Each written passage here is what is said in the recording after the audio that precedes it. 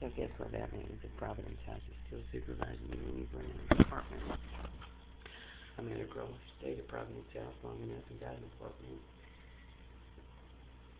Her neighbors all reported her saying she was smoking pot, on her back patio, because they could smell it. She said she didn't smoke pot. There was no narcotics investigation from the police department. There was no determination by the police that she was using drugs. But the Providence House people conducted their own investigation and decided that she had to be using drugs and smoking pot. So they kicked her out of her own apartment. And she was homeless again. And she was back at the Salvation Army after she'd gone through the whole Providence House spiel. And if the cops had become involved, they showed up and arrested her, she would have been arrested, would have gone to jail for 3 days or whatever, however long they keep you, and she would have bonded out, gone back to her apartment, still had a place to live, and they probably would have searched her place for drugs and stuff, and if they had found it, her apartment manager could have kicked her out if he chose to. Or maybe he wouldn't have. There's a lot of them who don't. There's a lot of people that are very sympathetic to the political argument about pot. The fact that so many states now, 6 or 7, have made it legal to use marijuana and have it sold in stores gives the impression that there's really nothing wrong with smoking pot, and that it being legal or illegal is just a matter of formality. And I watched a news program that said in a few years that it's going to be legal all across the country. I talked to a cop, and he told me it would be legal all over the country within 10 years. It's his opinion. I've never smoked pot. I've never done drugs, but that woman lost her home, and she had a little girl because of what people said about her. And the fact that there was not any type of narcotics involvement with the police department really makes it look like it was just a witch hunt. She said it wasn't her, it was her neighbors that were all doing it. Well, I believe that. Just based on my experience, snitches, they're all dopeheads, getting get out of jail free cards. All they have to do is point the finger at an innocent person, and everything they say is treated like gospel, and they can do whatever they want to. So, whoever's managing the snitches that are doing this to me is probably not even a Shreveport police officer. It may just be a detective, a juvenile detective, or somebody like that, or some caseworker, DA investigator, some bullshit like that. I don't know. Sheriff's deputy, I have no idea. But those kind of witch hunts should not be allowed to occur. And if that woman had lived by herself without supervision from Providence House, she probably would not have lost her apartment. She probably would not have lost her job.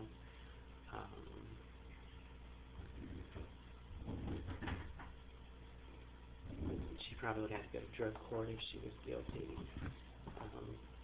And probably would have been subjected to random drug testing or something along those lines. So that to me is very extreme.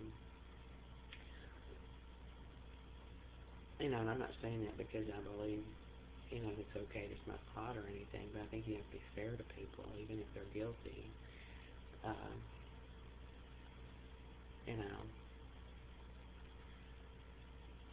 And treat things in the perspective that they should be treated in.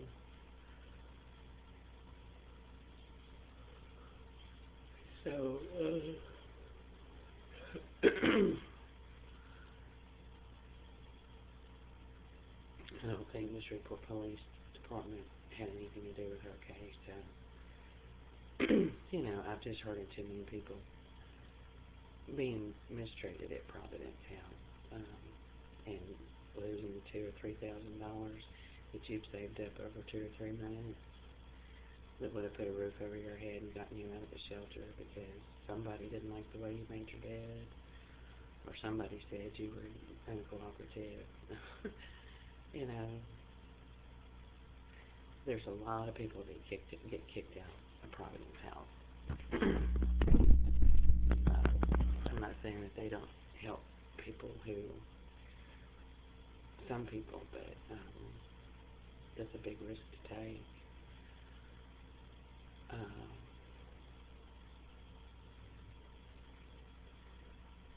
In my opinion, if you're in a homeless situation, that would be a very big risk to take, to go there, because it's very likely you could work for 2 or 3 months or even make it as far as 2 years under their supervision and still end up homeless after it's all said and done because of their supervision. And the general public, people aren't treated that severely. Nobody loses their house because they didn't make their bed the right way. You know, why would you get kicked out of a shelter because of that? You know, it just doesn't make sense. It defies common sense. So that is my opinion on Providence House.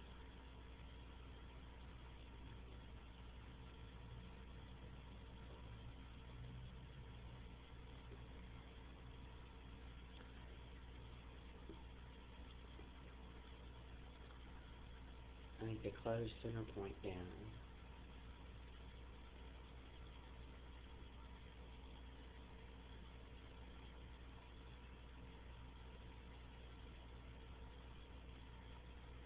It basically looks to me like you got a lot of Indians in this city that think they're the chief. And that's what I think taken up and subjected to. You know, Sarah's not a detective, and if she is, I don't know it, but informants that come into the store over and over again, stuff like that, they're being treated like they're police officers, and they're not. And I can videotape them while they're faking evidence for store surveillance. Would also prove that to be true, so the store surveillance is obviously not being subpoenaed.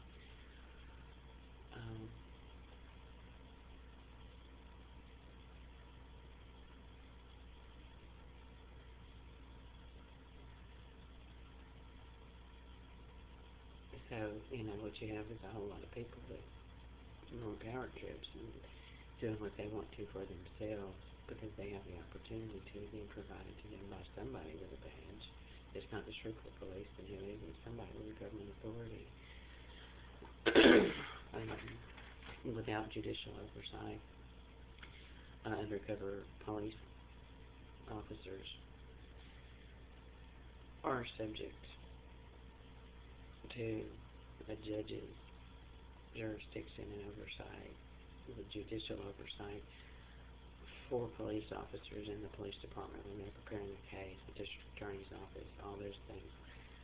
If you avoid those types of checks and balances in the criminal system and just decide you're going to use a bunch of snitches and tell them to do stuff, and the only thing that matters is what you can listen to and document, and that's all that counts, that's not the way it's done in treating people who do that, even if they do have some type of government authority, you know, documenting things. That's only a collection of one side of the story. And if the argument is that I failed to participate and failed to respond, therefore I lose my right to testify, well, I've never been invited to participate, and I've never had the opportunity to be uncooperative because nobody's ever asked me for cooperation. So,